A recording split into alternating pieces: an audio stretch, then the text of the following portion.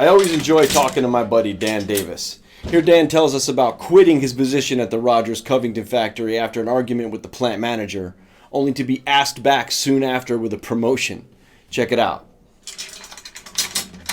I know we've spoken about this, but could you tell about when Bob Kurtner and Harold Stein were brought in? They were brought in when, let's see, I forget what year it was, probably 64.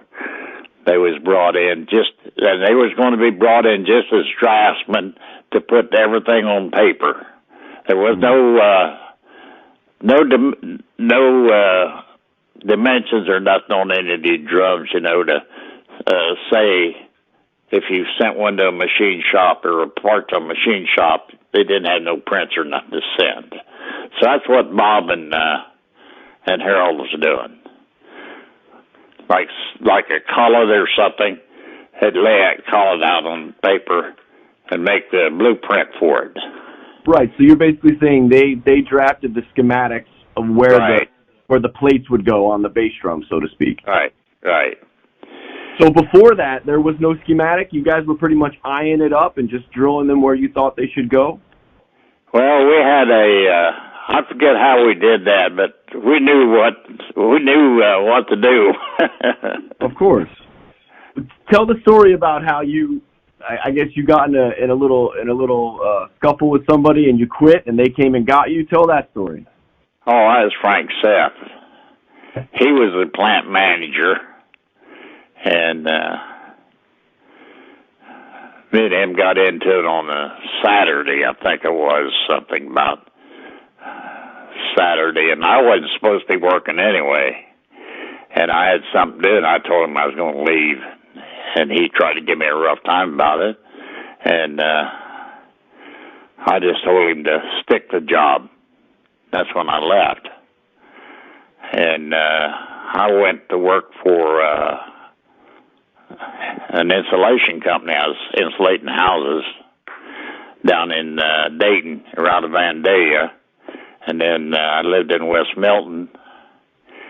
And Bob and, Harold Stein had become plant manager by then.